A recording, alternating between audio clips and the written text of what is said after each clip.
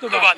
আর হিন্দু মানে হচ্ছে শ্রী রামকৃষ্ণ পরমহংসদেব, শ্রী রামচন্দ্র, শ্রী চৈতন্য মহাপ্রভু, রামায়ণ, মহাভারত, গীতা, এগুলো হলো হিন্দু।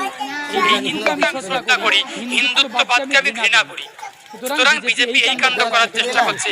আশা করি বাংলার হিন্দু সম্প্রদায়ভুক্ত মানুষ বুঝতে পারছেন বলেই বিজেপির ওই গরু কেকো শুভেন্দু অধিকারী ওর কথাই কোন রকম কেউ কর্ণপাত দিচ্ছে না।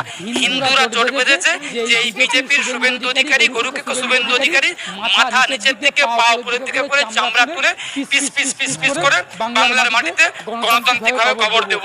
শুভেন্দু অধিকারী যদি হুঁশিয়ারি দিচ্ছি, শুভেন্দু অধিকারী যদি হুঁশিয়ার না হন, তাহলে শুভেন্দু অধিকারী যদি মুখের ফাটা থাকে, আমাদের ট্যাক্সের টাকাতে, আমাদের ঘরের টাকাতে হিন্দু মুসলমানের ট্যাক্সের টাকা নিয়ে সেন্ট্রাল ফোর্স গুলো নিয়ে ঘুরে বেরিয়ে আর হিন্দু মুসলমানের মধ্যে দাঙ্গা বাঁধিয়ে আপনি নিরাপত্তা দিয়ে ঘুরে বেড়াবেন আর দাঙ্গা করে সাধারণ হিন্দু মুসলমানরা মরবেন, মার খাবেন আর ফায়দা নেবেন আপনি নেতা।